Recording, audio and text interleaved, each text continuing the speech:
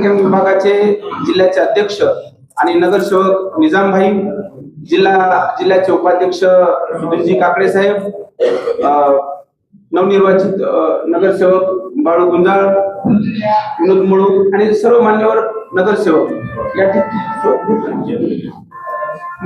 ठिकाणी उपस्थित आहेत आणि ते आपल्याशी संवाद साधतील. सर्वप्रथम विनंती करतो की पत्रकार परिषदेचे प्रमुख आदरणीय आमदार विजयराजे पंडित साहेब त्यांनी आपलं मनोगत व्यक्त करावं आणि त्यानंतर क्रमांकाने प्रश्नोत्तर होतील. सर्वांना नमस्कार. नगर परिषद बीडच्या सार्वत्रिक निवडणुकीच्या काल झालेल्या निकालाच्या बाबत आणि त्या निकालातून राष्ट्रवादी काँग्रेस पार्टी,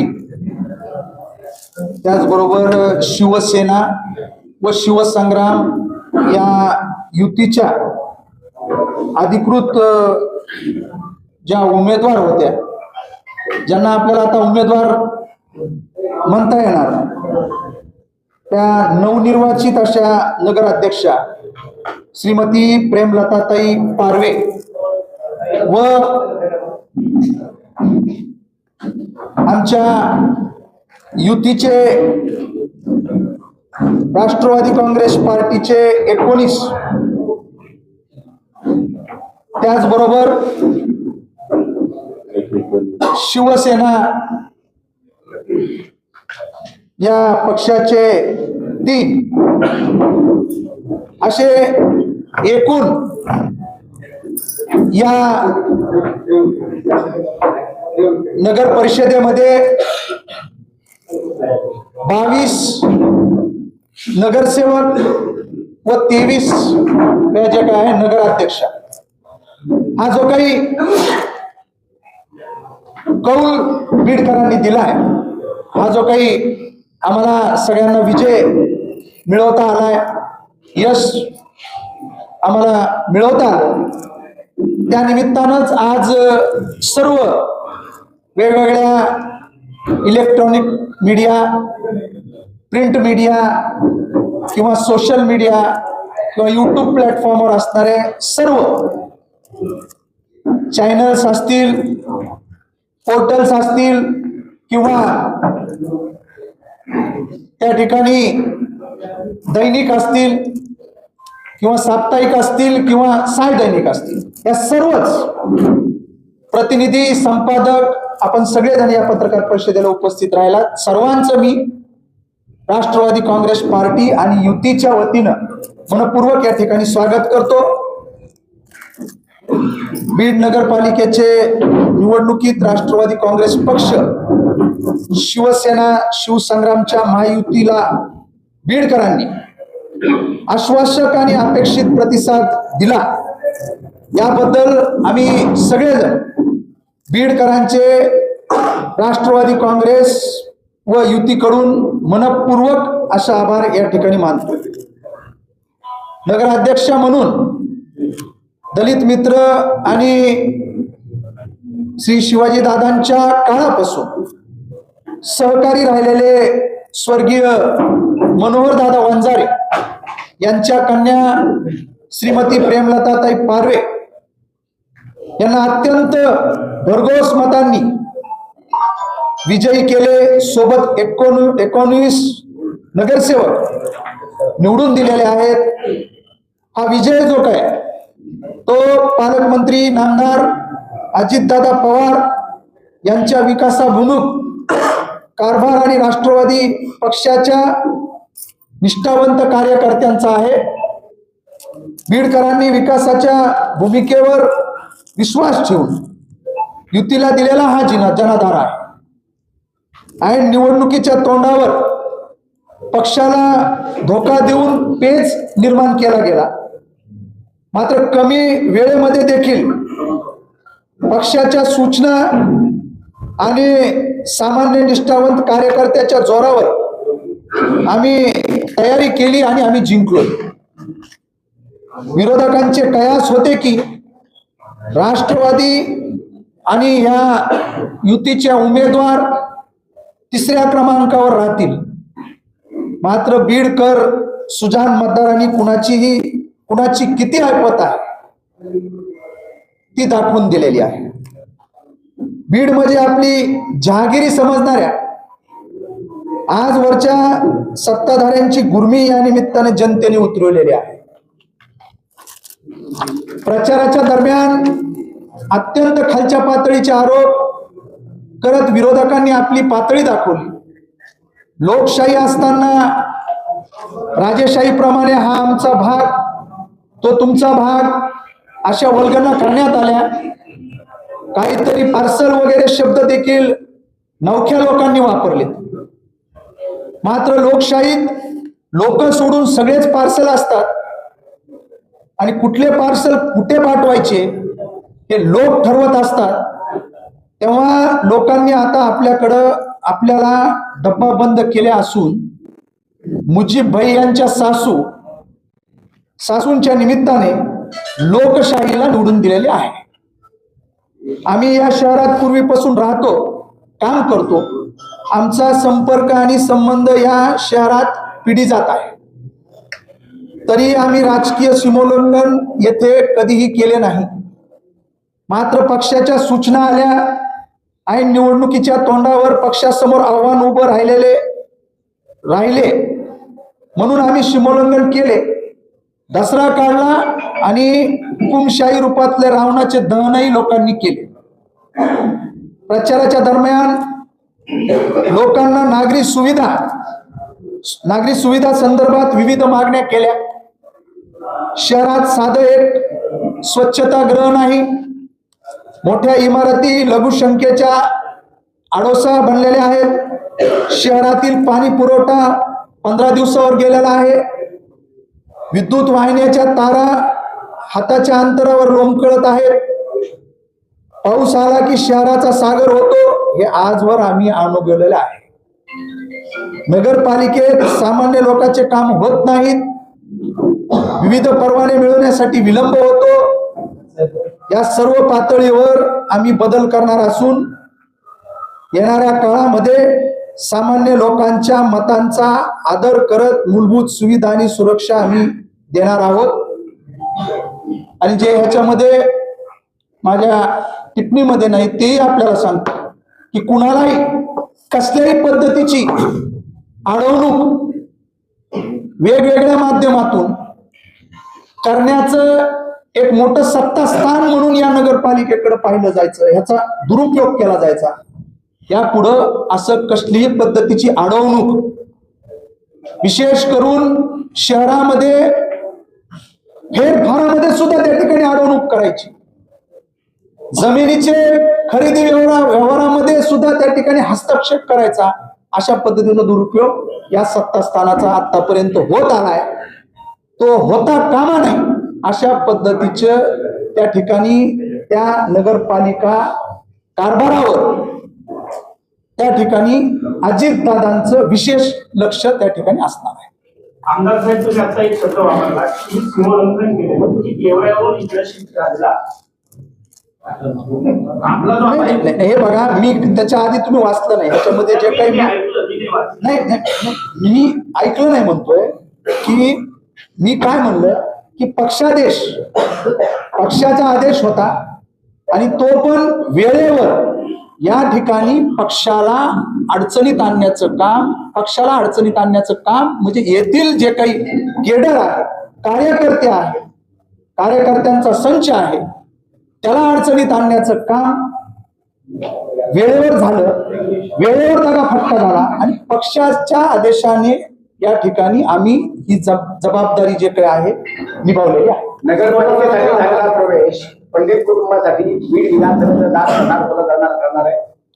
थेट प्रश्न विचारतो. हे बघा कसा विषय, मी तेच सांगतोय की नगरपालिकेच्या निवडणुकीमध्ये इथं सक्रियपणे सगळी जबाबदारी घेऊन ही नगरपालिकेची निवडणूक लढवायची. हा योगायोगाने आणि काळानुरूप वेळेवर ज्या गोष्टी घडामोडी घडल्या त्याच्यामुळे ही जबाबदारी शिवछत्र परिवारावर, माझ्यावर त्या ठिकाणी आली, शिवाजीराव पंडित कुटुंबावर आली. ती आम्ही पक्षादेश म्हणून निभावलेली आहे. आता राहिला विषय आपण म्हणताय की विधानसभेचा, तर तुम्हाला मी एवढंच सांगत की या ठिकाणी पुढच्या काळामध्ये विधानसभेच्या पहिले जिल्हा परिषद आणि पंचायत समितीच्या एक नगरपालिकेनंतर मोठा जो काही लोकशाहीचा उत्सव जो काही आहे तो होतोय, तो अवघ्या 1-1.5-2 महिन्यात काय होऊन जाईल. तर ती जिल्हा परिषद पंचायत समिती आणि पुढे होणारी लोकसभा आणि त्याच्यानंतर विधानसभा, बीड विधानसभा मतदारसंघामध्ये आपल्याला घड्याळाचा गजर झालेला दिसेल. तुम्ही काल निवडणुकीमध्ये तुम्ही एक शब्द वापरला की गोदाकाठचा वाघ बीडमध्ये आला, तर तो गळ्यातला पट्टा वगैरे बांधायचा एक वापरला होता, तर तो पट्टा कुठे राहणार आता? काय म्हणले? मला आठवतं कालच 24 तास. हे बघा, माझा म्हणण्याचा तो जो अर्थ होता की काही लोकांनी अशा पद्धतीच्या वल्गना केल्या की आम्ही वाघाच्या गळ्यात वाघ, सिंह गळ्यामध्ये पट्टा बांधू, डिझाईन बॉक्स मध्ये पॅक करून अजितदादाला ते पाठवून देऊ. म्हणजे अजून तसं बघितलं तर दुधाचे दात सुद्धा राजकारणामध्ये अजून निघलेले नाहीये. राजकारणामध्ये ते लोक 6 वेळेस राज्याचा अर्थसंकल्प मांडतायत, राज्याची आर्थिक सर्व नियोजन करतायत, बजेट करतायत. त्यांना अशा पद्धतीचं जर कुणी आव्हान देण्याचा केविलवाणा प्रयत्न करत असेल किंवा अशा पद्धतीनं ज्यांच्या नेतृत्वाखाली आपल्या 3 पिढ्यांनी काम केलंय त्यांच्या बाबत असं जर कोणी बोलत असेल तर मग त्याला कसं चाप लावायचा आणि कसं उत्तर द्यायचं ते माझ्यापेक्षा या निकालातनं बीडकरांनी दिलंय. ते फक्त मी माध्यम होतो सांगण्यासाठी. आमदार साहेब, नगरपालिकेच्या माध्यमातून म्हणजे नगराध्यक्ष पद आपल्याला मिळाले, जनतेने भरभरून दिले, नगरसेवकही दिले, पण तरी सभागृहातल्या फ्लोअर मॅनेजमेंटला काही कमतरता पडते आहे. त्या फ्लोअर मॅनेजमेंटचं काय करणार आहे? आगामी 2-3 दिवसात सामोरं जावं लागेल. ते 2-3 दिवसात कळलं. आता मी असल किंवा आता आमच्या ह्याच्यामध्ये 4 टर्मचे नगरपालिकेच्या कामकाजाचा राजकारणाचा अनुभव असणारे आमचे नगरसेवक. मी स्थानिक स्वराज्य संस्थेमध्ये गेले 25 वर्ष मी स्वतः काम करतो. आमचे सर्व युतीचे आमचे घटक पक्ष असतील, अनुभवी नगरसेवक आहेत आमच्या ह्याच्यात. मी पाहिलं असेल ह्याचं फ्लोअर मॅनेजमेंट कशी करायची, योग्य वेळी योग्य पद्धतीनं काय करायचंय ते. तुम्ही बोलताना सांगितलं की कुणाची अडवणूक करणार नाही. निवडणुकीमध्ये अनेकांनी विरोध केला तुम्हाला. तुम्ही त्यांना सुरुवातीला विरोध देणार होते, त्यांनी विरोध केला. मैत्रीपूर्वक संबंध पुढे राहतील की विरोध? शहरात बीडकरांना पुढच्या काही दिवसामध्ये मी निवडणुकीच्या काळातही त्यावेळेस बोललो होतो. बीडकरांना काही दिवसामध्ये मी आणि ते एका बाईकवर फिरलेलो, मोटरसायकलवर फिरलेलो दिसतो. ते माझे मित्र आहेत. त्यावेळेस सांगितलं मित्र आहेत, राहणार आहेत आणि मागच्या काळातही आमची मैत्री राहिलेली, त्याच्यामध्ये कुठेही खंड पडणार नाही.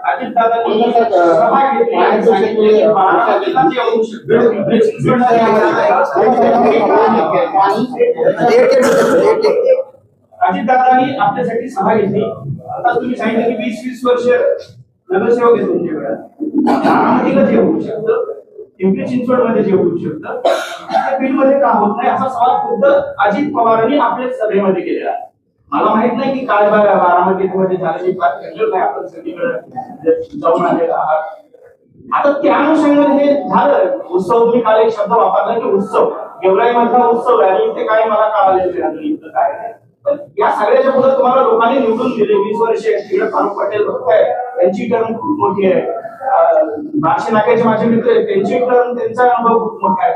आणि तर बऱ्याच वर्षापासून इथे हे सगळं आता क्षीरसागर आणि पंडित याच्यामध्ये जे शहरातल्या नागरिकांच्या सोयी सुद्धा याच्यावर खरं तर अजितदादांच्या निवडून आलेल्या टीमनं आज बोलायला हवं होतं असं माझ्यासारख्या एका साध्या सामान्य छोट्या पत्रकाराचं मत आहे. त्याच्यावर मला आज वाटलं होतं की निवडून आलेल्या आता मागच्या सगळ्या काय म्हणतात देशपांडे वकिलाकडे जाऊन आलेल्या आमच्या मॅडम, आता क्लीन झालेल्या मॅडम आज कागद घेऊन आमच्याकडे येतील. मी पत्रकार मित्रांनो, मी त्या सगळ्या खटल्यातून मुक्त झालेले आहे, क्लिअर झालेले आहे, आणि आता हा माझा प्लॅन आहे.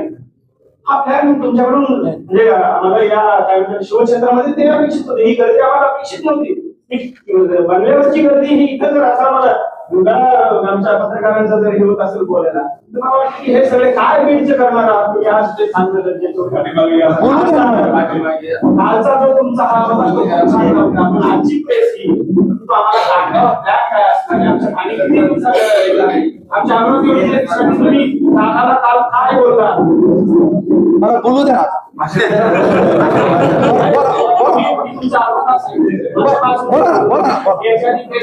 निवडून आल्यानंतर मला आनंद झाला की आपले राज्य पंडित मला अपेक्षा पर्यंत आलेलं आहे की स्वतःच्या आमचे नगरसेवक आहे या सगळ्यांचा हा सगळा जो आहे तो या काय शासनामध्ये आपण उपयोग करणार आहोत की काही शहराच्या विकासाच्या दृष्टीला तुम्ही सिमोल्लंघन केलेले नवसिमोल्लंघन आम्हाला काय सारा नाही, हे बघा, ह्याच्यामध्ये आपण सगळ्यात पहिल्यांदा जे म्हणला की आम्हाला एक शहरासाठी विकासाचा एक ऍक्शन प्लॅन अपेक्षित आहे, तर तो आमचा ऍक्शन प्लॅन प्रमाणेच आम्ही काम करणार आहोत. आपण जे बोलला की पंडित क्षीरसागरवर ही निवडणूक झाली किंवा आताही तशाच पद्धतीनं होतंय, तर मला हे आपल्याला सांगावंसं वाटतं, पंडित क्षीरसागर आम्ही ही निवडणुकीच्या प्रचारातही केली नाही आणि आता तर करण्याचं काही कारण नाही, कारण की एक मॅन्डेट आलेला त्याच्यामुळं एक कौल आला बीडकरांचा. आता त्याच्यामध्ये पंडित क्षीरसागर हे करण्याचं काही कारण नाही. आम्ही निवडणुकीमध्ये आम्ही एवढंच म्हणत होतो की नगरपालिकेच्या माध्यमातून काय अपेक्षित असतं, शहरवासियांना शुद्ध पिण्याचे पाणी, जे की आपल्याकडं कुठं 8 दिवसाला, कुठं 10 दिवसाला, कुठं 12 दिवसाला हे पाणी येतं. शहरातले अस्वच्छतेचं प्रमाण, जे काही स्वच्छतेच्या बाबतीत जे शहरात उठलेला बोजवारा, त्याच्यानंतर स्ट्रीट लाईटचा विषय असू द्या, लाईटचा किंवा रस्ते असू द्या, या सगळ्या गोष्टी जे काय आहे त्या अतिशय चांगल्या पद्धतीनं पारदर्शकपणे नियोजनबद्ध आम्ही त्या ठिकाणी करू. 12 दिवसाला पाणी येतंय, तर आम्ही पुढच्या काळामध्ये रोज शुद्ध पिण्याचं पाणी कसं शहरवासियांना मिळेल यासाठी आम्ही काम करू, त्यासाठी आम्ही तशा पद्धतीनं नियोजन करू. हे आम्ही निवडणुकीच्या प्रचारातही बोललो आणि आताही बोलतोय. परंतु निवडणुकीच्या प्रचार काळात असू द्या किंवा निवडणूक आता संपल्यानंतर असू द्या, जे समोरचे आमचे विरोधक आहेत ते दोघंही एकत्रित येऊन, लक्षात घ्या, भारतीय जनता पार्टीचे नेते आणि राष्ट्रवादी काँग्रेस पार्टी, शरदचंद्रजी पवार साहेब पक्षाचे नेते, हे दोघंही एकत्रित येऊन फक्त आणि फक्त ही निवडणूक गेवराईचं पार्सल ह्याचा असं त्याला बॉक्समध्ये पॅक करू, आम्ही तिकडे पाठवून देऊ, अशा पद्धतीनं त्यांच्या हे मोठ्या मोठ्या गोष्टी हे होत होत्या. परंतु आम्ही त्याच्याकडे न लक्ष देता अजितदादा इथं 2 सभा घेतल्या. त्या सभा घेतल्या तर बीडकरांना आश्वस्त करण्यासाठीच घेतल्या की तुम्ही ही नगरपालिका आमच्या ताब्यात देऊन बघा, राष्ट्रवादी काँग्रेस पार्टी आणि युतीच्या ताब्यात द्या. बीड शहराचा चेहरा मोहरा बदलण्याचं काम आम्ही एका ऍक्शन प्लॅनच्या माध्यमातून त्या ठिकाणी करू. आपल्याला अपेक्षित मिळालेलं जे यश आहे याचं श्रेय आपण नेमकं कोणाला देणार? याचं सर्व श्रेय हा जो काही हा विजय याच्यामध्ये त्या ठिकाणी कुठंही उन्माद न करता अतिशय नम्रपणे हा विजय आम्ही स्वीकारलेला आहे, दिलेला जो कौल आहे तो स्वीकारलाय. आणि हा विजय संपूर्ण आमची बीड शहरामधली आमचे युतीतील घटक पक्ष असतील किंवा राष्ट्रवादी काँग्रेस पार्टीचं मी पहिल्या दिवशीपासून म्हणतोय की मोठं केडर आहे, मोठं संघटन आहे. जरी याच्यामधला जे नेतृत्व करत होते ते जरी ऐन वेळेस दगाफटका करून देऊन बाजूला गेले असले, पळून गेले असले, तरी सुद्धा आमचं संघटन हे जागच्या जागेवर होतं. त्याच्यामुळं हे सर्व संघटन, सगळे आमचे कार्यकर्ते, पदाधिकारी आणि बीडकर यांना हा विजय त्या ठिकाणी मी समर्पित करतो. बीड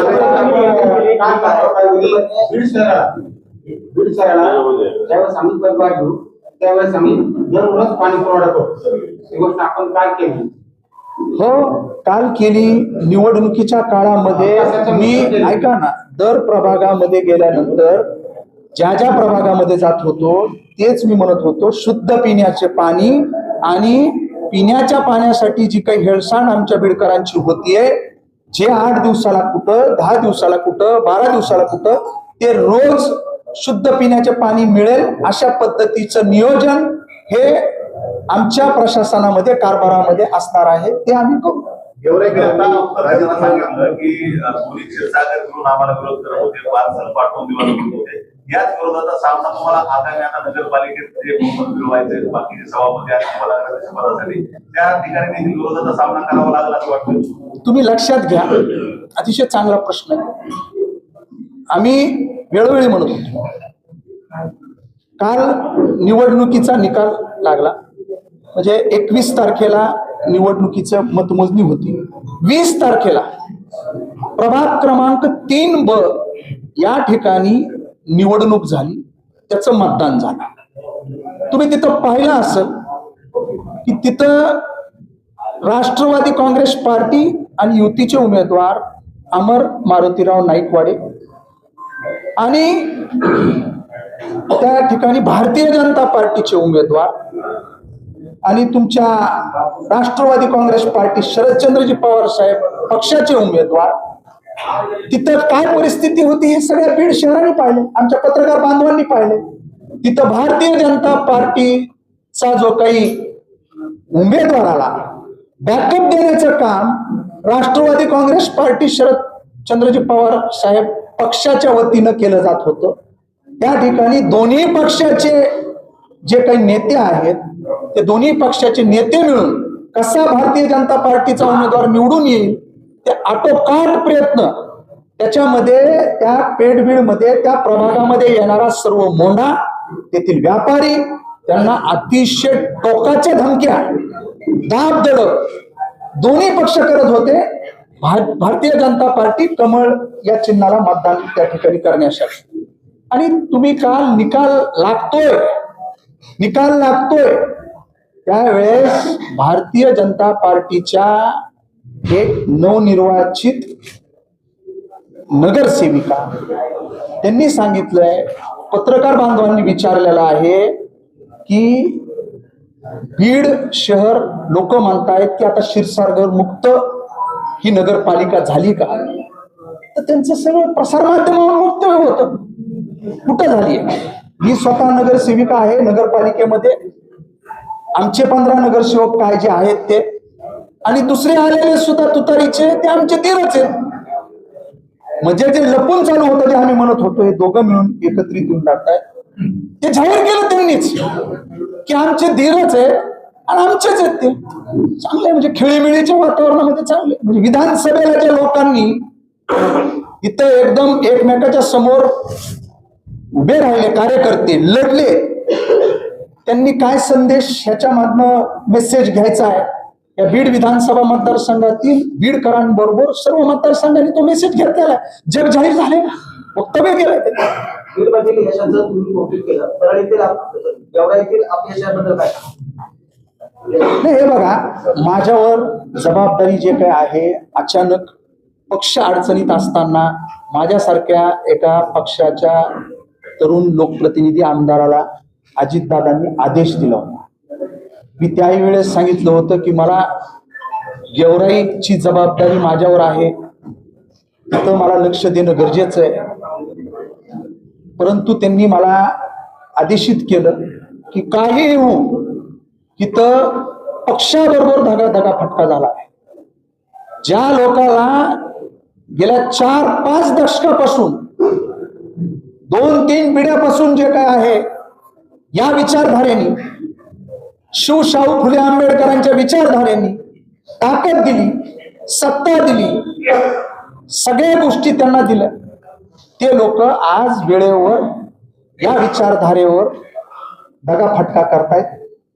काही न करता इथं थांबायचं आणि ही नगरपालिकेची निवडणूक हा संपूर्ण असा सक्षम पॅनल त्या ठिकाणी तयार करायचा. तो पक्षाचा आदेश मी पाळला. गेवराईमध्येही अतिशय चांगल्या पद्धतीचा पॅनल हा राष्ट्रवादी काँग्रेस पार्टीचा त्या ठिकाणी होता.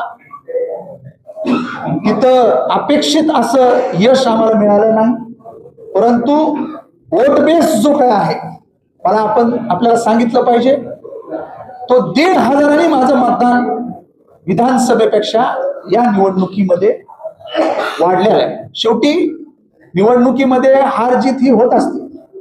मी म्हणलं, कालही सांगितलं की मी जो काही पराभव आहे, जो मॅन्डेट आहे गेवराईकरांचा, तो मी अतिशय नम्रपणे मोठ्या मनाने मी स्वीकारलेला आहे.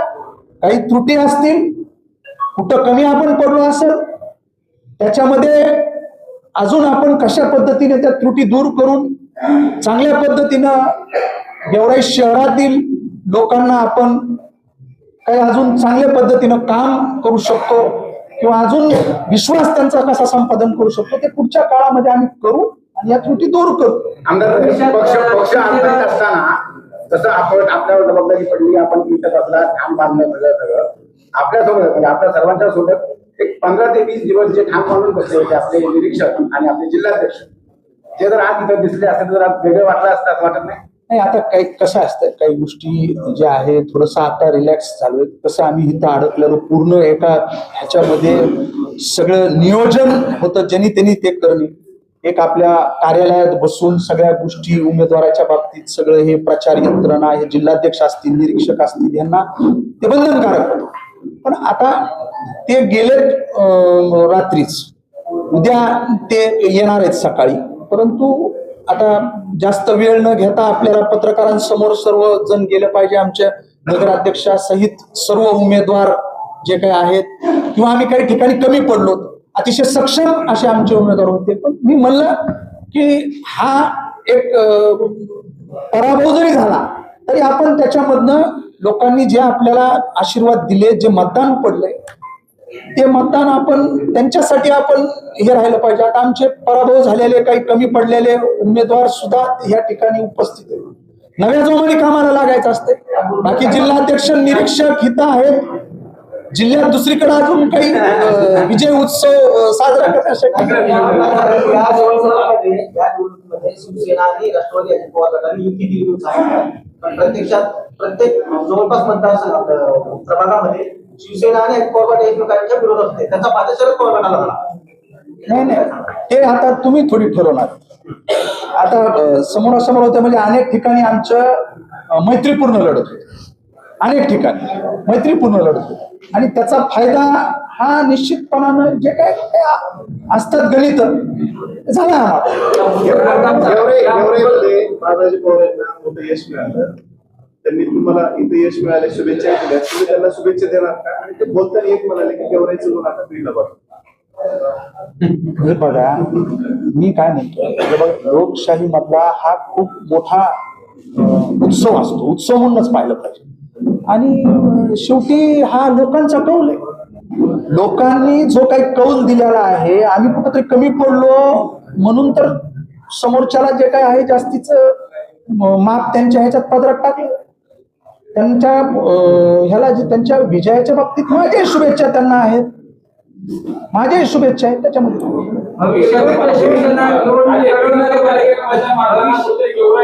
भविष्यामध्ये असं काही नाहीये. शिवसेना भविष्यामध्ये बीड जिल्ह्यात शिवसेना निवडणूक विधानसभेची लढवणार आहे का नाही? कारण एकमेव मतदारसंघ बीडचा शिवसेनेकडे होता. आता तुम्ही म्हणजे पुढच्या वेळेस घड्याळाचाच गदार होणार आहे. मग आम्ही दादा काय नाही, हे पहा, महायुतीच्या हिशोबाने त्यांनी त्यांच्या पक्षाचं सांगितलं. आता ज्याला संधी घडीवर दिलती ते गेला पळून. आता संधी पुन्हा युतीमध्ये धनुष्यबाणाला येईल, घडीला येईल.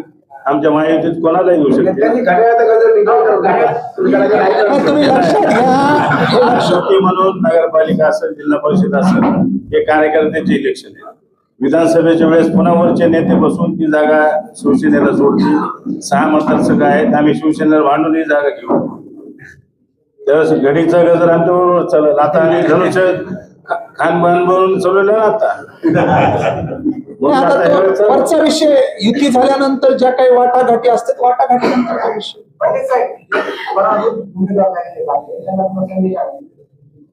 अहो त्यांच्या ताब्यात बीडकरांनी एवढी मोठी ही जिल्ह्याची मोठी असणारी नगरपालिका दिलेली आहे.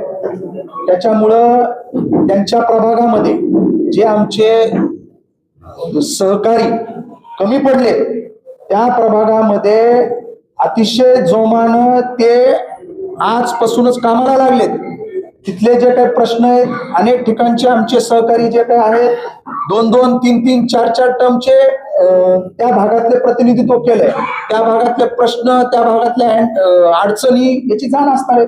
या सत्तास्थानाचा उपयोग जे काय आहे आम्ही त्यांच्या माध्यमातून त्या भागातले प्रश्न सोडून त्यांना अजून कामाला त्या भागामध्ये लावणार आहे. अहो कसं होतं, मुस्कटदाबी जो प्रकार असतो ना, तो प्रकार जो काही या ठिकाणी नगरपालिकेचा कारभार असताना ते नगरपालिका प्रशासन चालवत असताना होतं. ह्यांना ह्यांच्यामध्ये डोक्यामध्ये प्लॅन असायचे. एक बीडमध्ये अशा पद्धतीने एक नियोजन केलं पाहिजे, हे कामं केले पाहिजे. पण ते मागच्या काळात तो आवाज दाबण्याचा प्रयत्न केला जायचा.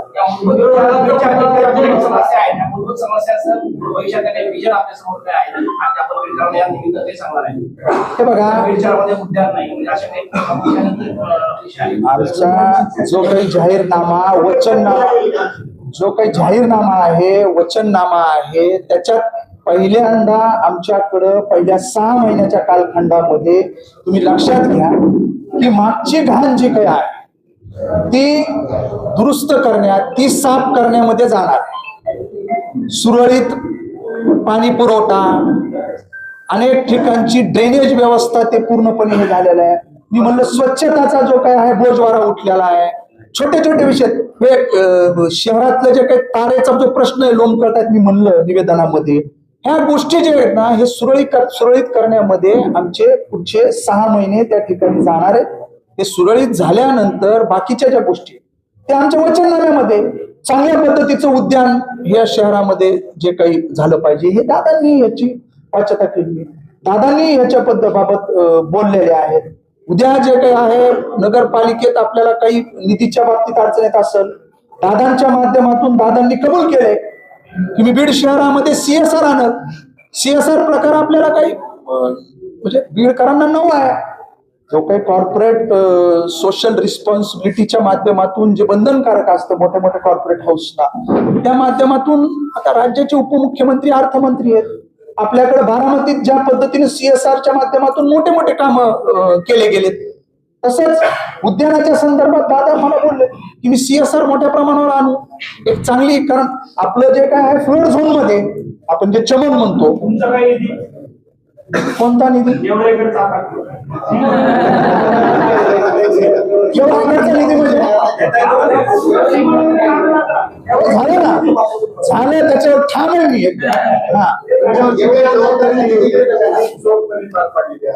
आणि याच जबाबदारीतून जे काही मंत्रिपदाचं बक्षीस आहे मला मिळणार आहे अशी चर्चा करत आहे. असं काही नाहीये.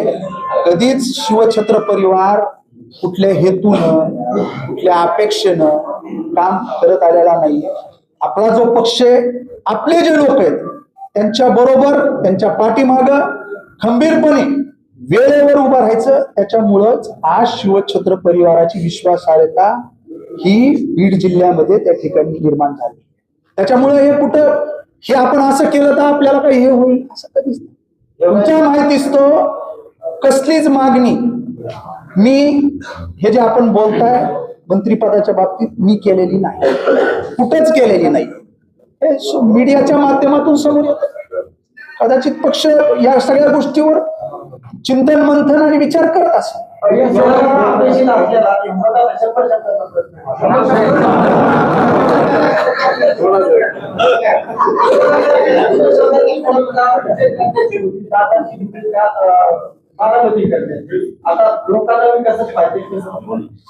नाही हे बघा, बारामती करायची आहे का करायची हे फक्त ह्या बोलण्याचा एक हे असतो, विश्वास देण्याचा एक तो कमिटमेंट असतं. लक्षात घ्या. फक्त एवढाच विषय की नियोजनबद्ध एक शहराचा संपूर्ण ऍक्शन प्लॅन तयार करून विकासाचा तो राबवणे, तो इम्प्लिमेंट करणे हा एकमेव आमचा पुढच्या काळामध्ये आमची कार्यपद्धती असणार आहे. मागेही सांगितलं, मी सांगतो आपल्याला, दादांनी त्यांच्या